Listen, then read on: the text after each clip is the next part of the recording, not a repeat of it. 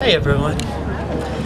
When Lidra asked me to, she said you might want to bring a coat.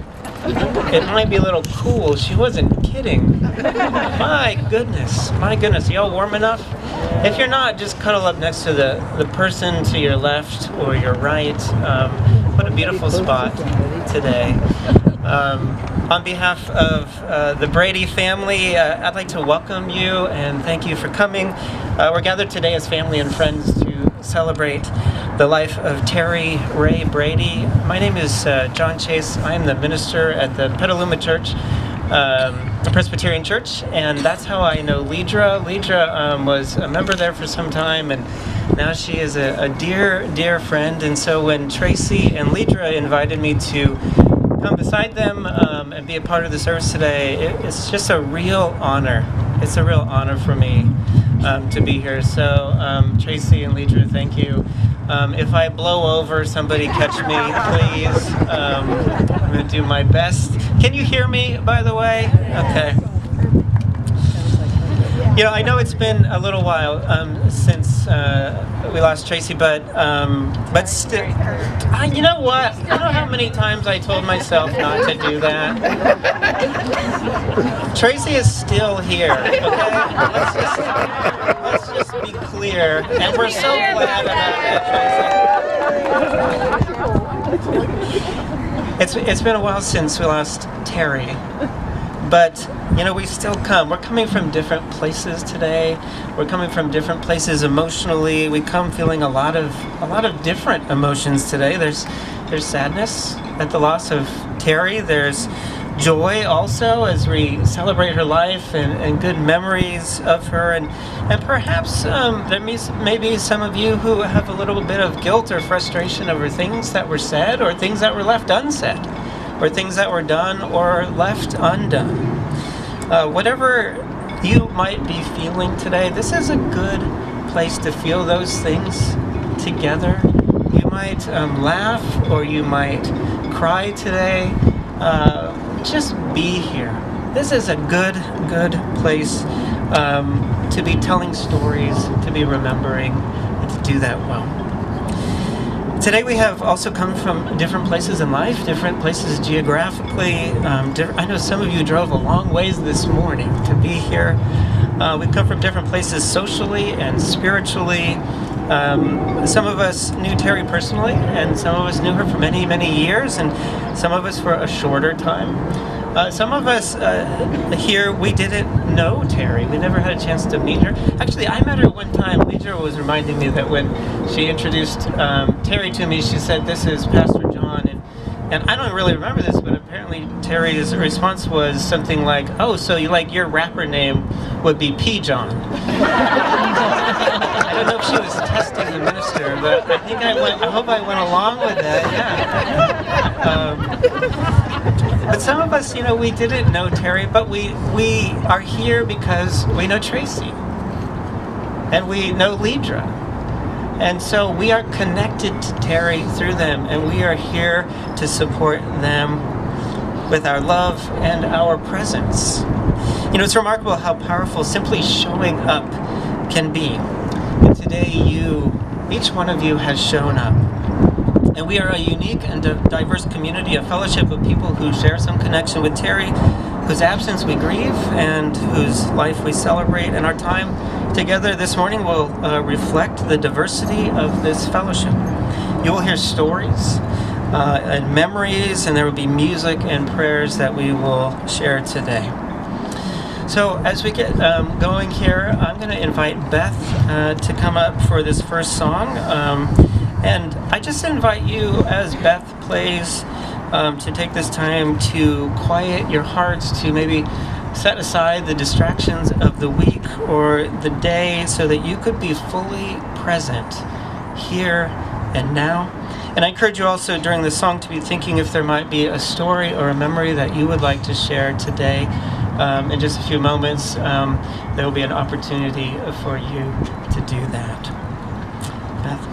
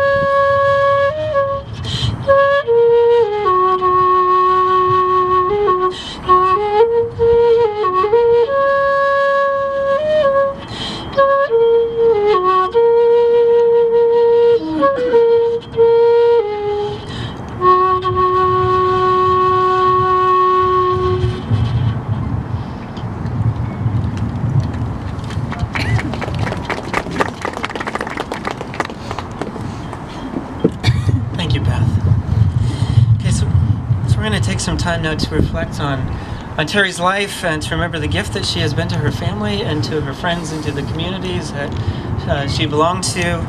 And I like to think of this as all of us gathering around a family photo album. And each one of you has a different snapshot, an image, a picture, a story that fills in the big picture of who Terri is.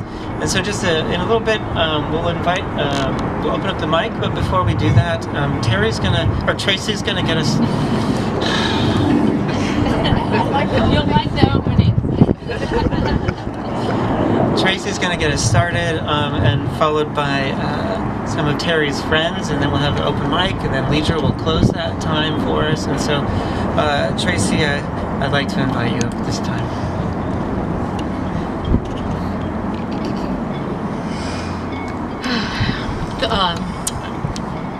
Not used to being mic'd. Thank you all so much for being here. It means a lot to me. It means a lot to my mom and the rest of our family.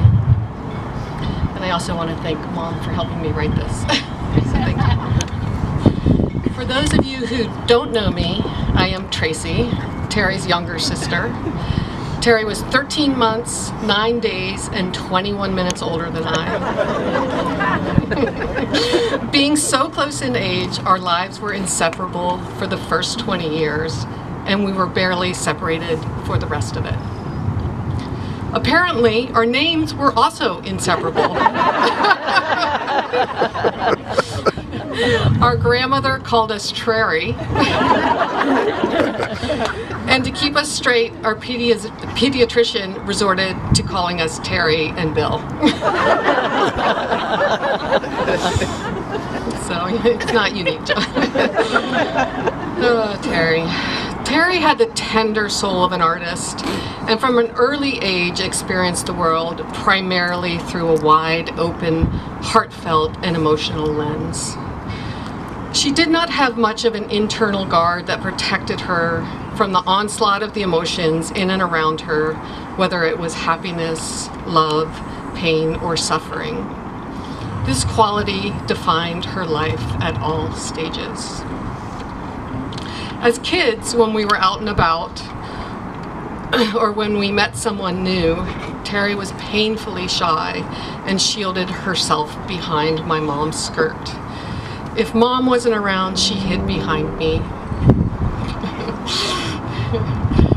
As she matured, she leveraged her fierce determination, worked hard to look people in the eye and speak to them. It always took forever for her to warm up, but once she did, look out, here she came. She had a huge soft spot for anyone or any being that was outcast, in trouble, or simply different. Terri often wrote letters about the pain that others suffered. Her favorite books were those that explored the depths of human emotion. She particularly loved the prose of the Latin American magical realism. She says it gave her brain food and feeling to work with. She had an intrinsic empathy for those in need and was always striving to think of ways to lessen their pain. As a teenager, she brought home every stray animal she came across, everyone. My favorites, and I think Steve Kramer was complicit in this one, were the 2 barn kitties that had been ravaged by distemper. After what was probably a very expensive vet visit, they became part of our family. Amelia, the one-eyed cat, and H2O. Because my grandmother was convinced the cat had water on the brain.